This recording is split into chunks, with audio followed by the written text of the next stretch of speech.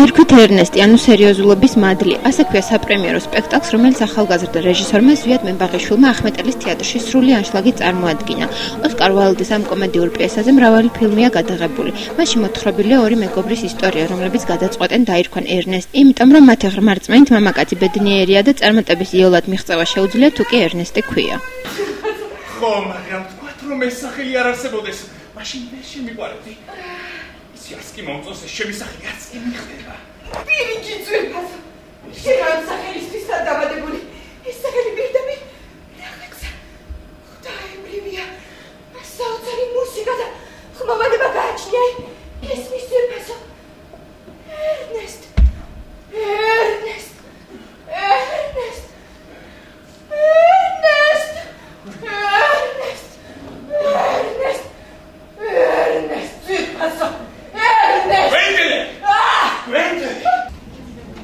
სპექტაკლში დაკავებულები არიან ძველი და ახალი თაობის მსახიობები ნელი ბადალაშვილი, მარინა ხარშილავა, გიორგი ქსოვრელი და სხვები. მუსიკალური გაფორმება ლექსოტორიაშვილს ეკუთვნის, ხოლო ქორეოგრაფი ნინო მეგრელიშვილია.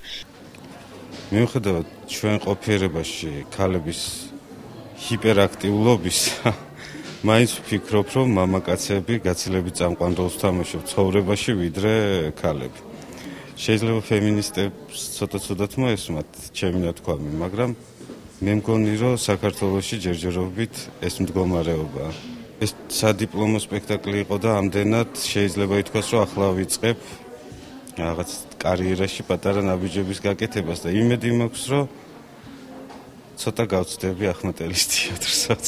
ერნესტ ეს ადამიანი იქმნებს თვითონ სპექტაკლში, იმიტომ რომ ვიღაცის გული მოიგოს.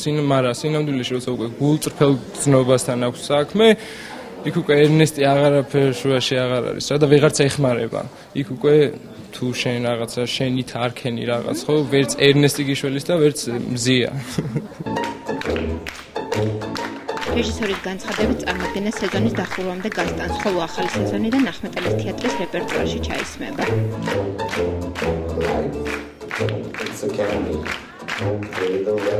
Justice and crime, I remember the time.